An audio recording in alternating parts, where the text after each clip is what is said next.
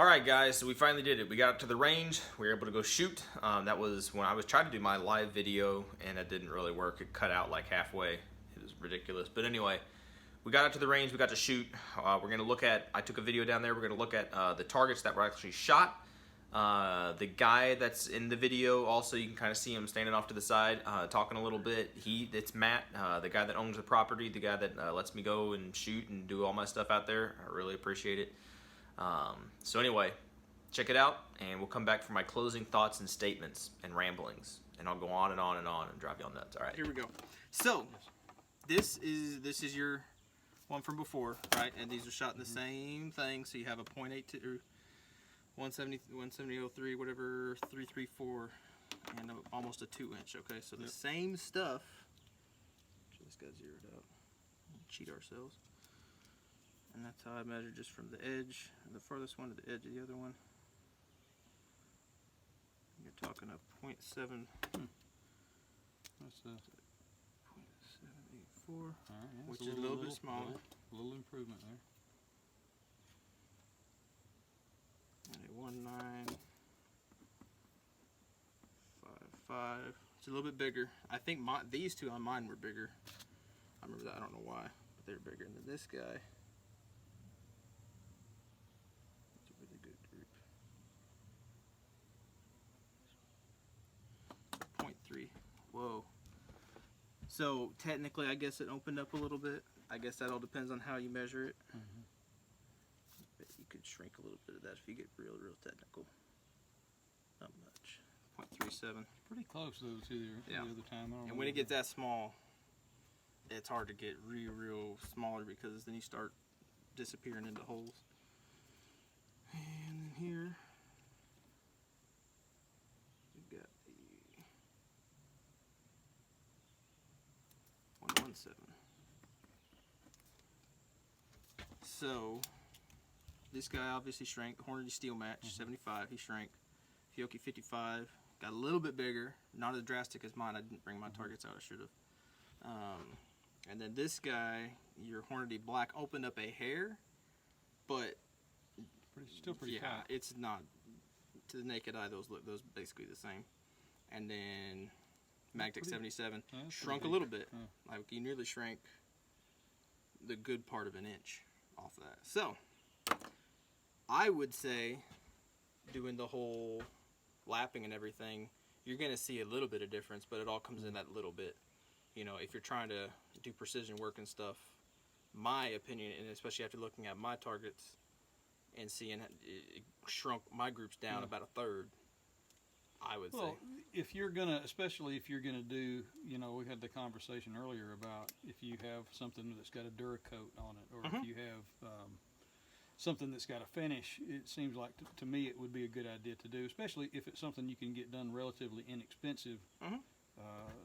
Because I mean, you know, I know that with the Fiocchi, for whatever reason, that rifle does not like it at all. And every single time I've shot it, I basically seem like I get results like that for that particular one. That's 55, and that stuff we were shooting earlier, that was 55, and you're getting groups like huge, nastier. So maybe your gun just doesn't like 55 grain stuff, because all the heavy ones, even here, that's, I think, your worst one, which is, right?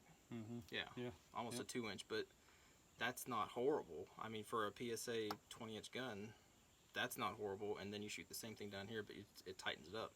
And then you find out what ammo your gun likes, and you can shoot sub ½ inch. That's really good. And that's kind of what you're looking for in building that gun, right? To get a cheap gun that can shoot. That's exactly right. Yeah, and I mean, because I probably, if you include the scope, I think I may have $600 in the entire thing. So, you know, for a cheap build, that's not bad. And there are some improvements on there. I don't think there's any question about that. Okay, so there you go.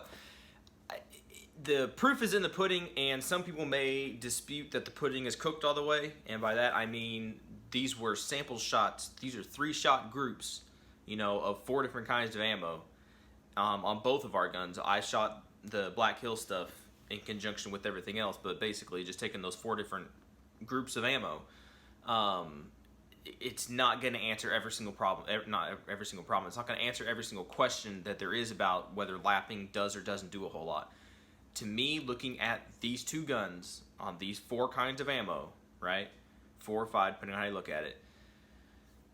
There was a consistent, it's appeared to me, a consistent shrinkage of the group sizes, okay? Now, again, you go back and you look at, what was it, the Hornady match steel or steel match, whatever it's called.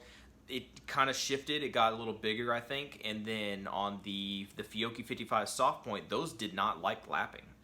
I think they both opened up on both of our guns, and it wasn't very, I mean, if that was the only group that we shot, I would have said, yeah, the lapping didn't do anything. It kind of made the gun worse. But then again, my gun and his gun, they don't really like 55 grain ammo, so it wasn't a very good thing. I should have used a different, heavier load, but it is what it is.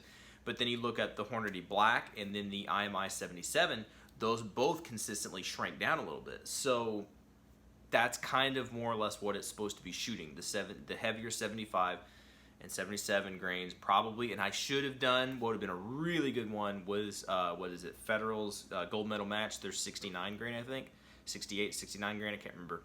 That stuff is sweet. That was already good shooting out of my gun. So anyway, started going rambling there. So to me, it answered the question of yes, lapping will help reduce your group sizes a little bit, depending on what you're shooting, what you're doing. If it's a 55 grain gun, you know, that you're just going to get out there and just be wailing away on, you know, steel targets at 100 yards and you don't care, I'd don't waste the time.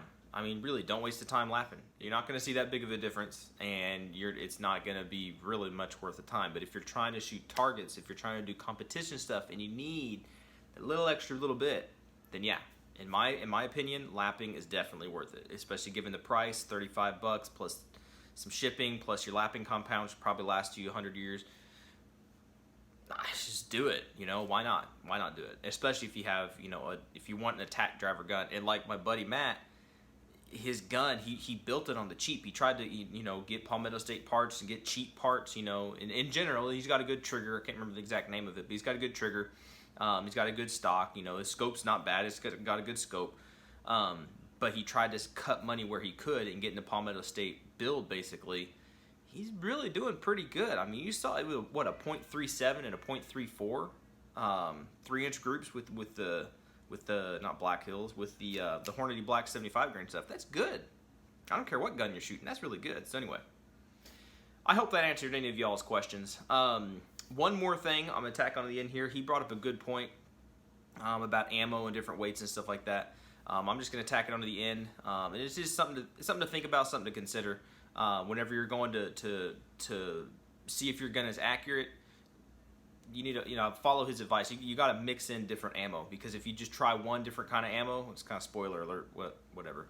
If you just do one kind of ammo, your gun may not like it. It's just vomiting out groups that are disgusting, and it doesn't like that ammo. So it's going to look like it's horrible. And that's one thing when we were shooting groups to get his gun sighted in, just using some bulk. I think it was even like Federal 55 grain. It shoots like 6-inch groups. We could not get that thing to be consistent. But then we didn't change anything except for the ammo, and then we shot our groups. So anyway, I'm gonna tack that on. See what y'all think. Let me know what you think down below about if lapping is worth it or not worth it. What do you think? Have you ever lapped a gun? Did it do anything for you? I mean, I don't know. Did it shrink your group sizes and all that kind of stuff? Do you think it's all just a bunch of, you know, fairy fluff, you know, and sprinkle magic dust on your gun and try to make it do stuff? Some people probably think that, but I don't know. I think proof's in the pudding. Appreciate y'all's support. Appreciate you watching, subscribing, all that stuff, and we'll catch you in the next video. All right. That this is unrelated, but one of the things that's interesting too that I didn't think about, that especially people that don't shoot a lot, is that I did not realize how much difference the ammo makes. And I know that's kind of been one of your things for since I've known you out here shooting.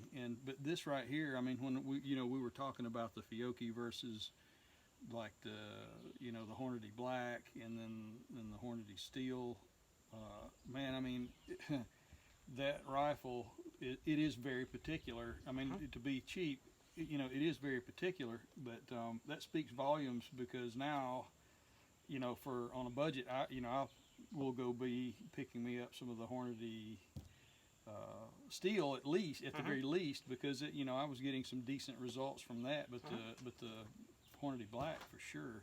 For sure, your gun likes that, and It you've does got like that. what 5 boxes or so of other stuff that you can still shoot, and who knows, those could even shoot better. Like for me.